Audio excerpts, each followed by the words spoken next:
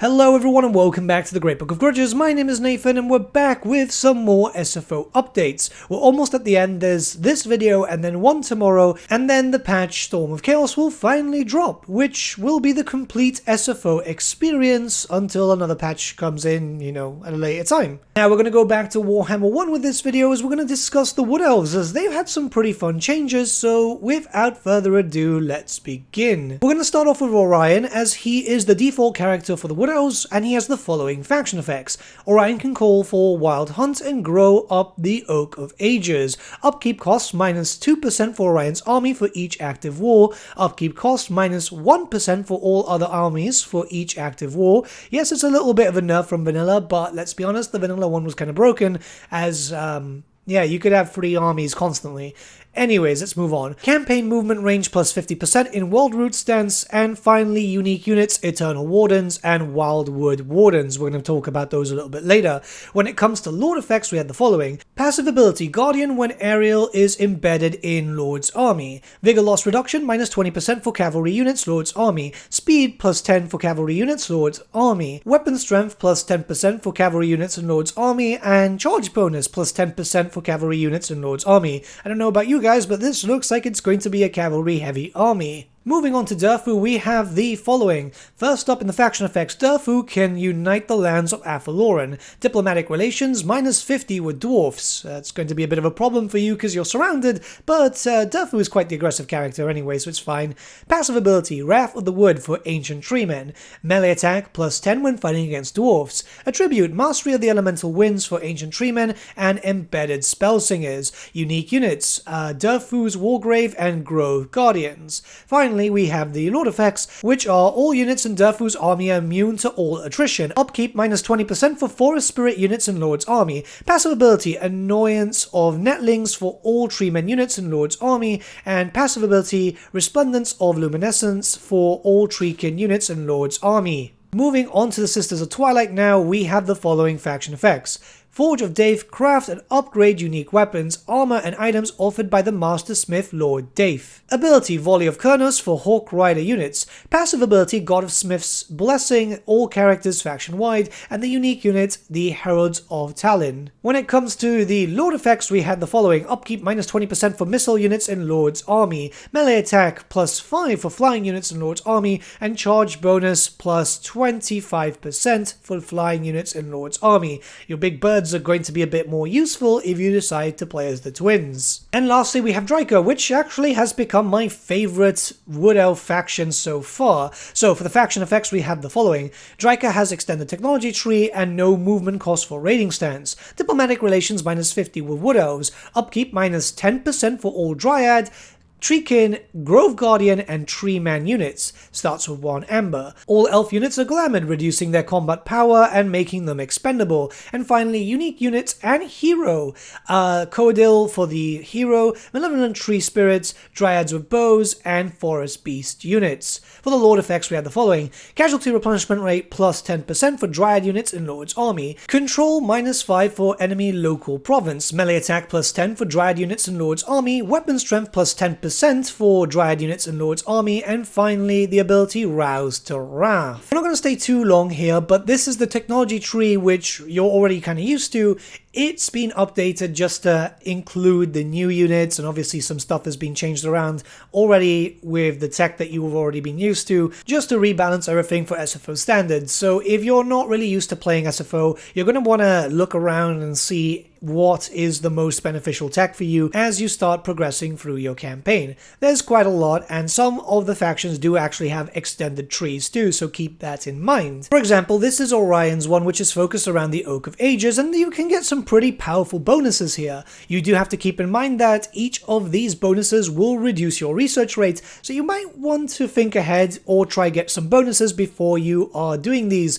Yes, they're very good for you, but you don't want to lose out on getting a slower research rate for all your other stuff and start to suffer for it. Obviously, there are ways to improve your research rate, so it's a bit of a healthy mix of both whilst you start progressing through your campaign. And Orion has an easier one out of all of them, I must say. That's mostly because of how he's designed with the cheaper units anyway. despite the nerf. When you go into Durfu, you've got something focused around the tree itself, which is going to be quite cool, actually. I quite like it. It does focus very heavily if you finish the whole section on being very aggressive, because you'll have minus 100 diplomatic relations with all factions, but by that point, you're going to be ready for war. You're going to be ready to do as much damage as absolutely possible. There's also a reduction for research rate there too, so yeah, it's going to take a while for you to be able to get. Draco will also have an extended tech tree, which you can see here. You can get a variety of different bonuses, including decreasing the upkeep costs for a bunch of your dryads and treekin units, which I think is going to be very helpful,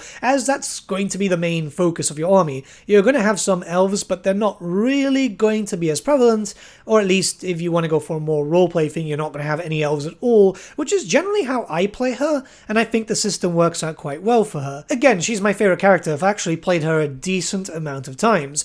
Anyways, once we start moving on, we do have seasons. Yeah, this is a thing which is going to pop up as you play through your campaigns. And yeah, the seasons themselves will be quite helpful as you start progressing and just getting some general bonuses. It adds a little bit more theme to your Wood Elf campaigns because, well, you know, they're very nature focused, and it's kind of odd that we don't really have seasons in Total War Warhammer, or really the passage of time. Everything just seems kind of locked to the same day, which I guess it's just to avoid the end times, but yeah, weird. Actually, not to sound like a conspiracy theorist, but this has just popped into my head now.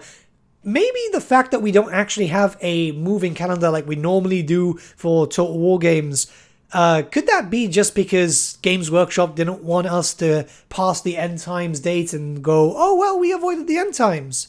Legit, this actually sounds like a really good theory. Anyways, let's progress before I start losing my mind a little bit more. Adding to the buffs that you're going to be able to get with your faction, you have access to rights. All Wood Elf factions have access to this, and it's kind of nice because it's again focused on the seasons. Plus, it's just kind of cool as the right system was actually really fun. We have a similar system in Warhammer 3 with certain monogod factions, obviously, but it would just be kind of cool if we saw more races, especially the ones from Warhammer 1, get this just to add in a little bit more flavor. And yeah, it's a pretty cool system. It brings in loads of bonuses. The growth one is just fantastic, as obviously, you know, it adds in research rates, which you're going to need for certain factions, and all of them are kind of drastically different in a sense that you'll be able to use them all at certain points depending on what you need. Plus, they're free too, which is great. You'll also have access to a completely new type of hero known as the Shadow Dancer. So if you're used to using a lot of the Wood Elf War Dancers because, you know, they're kind of fun, and yeah, they caused a lot of problems in the 8th edition army book because they could just absolutely destroy Skaven.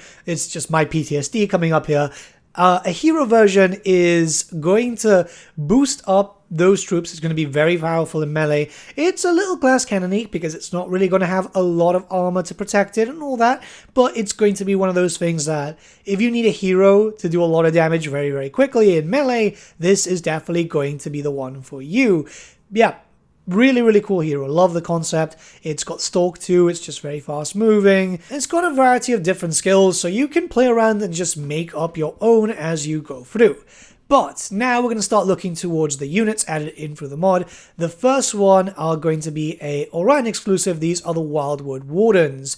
Really cool units. So decent stats all around. It's got Master Ambusher, area attacks, special aura, and yeah, it can do damage. It can really do some damage.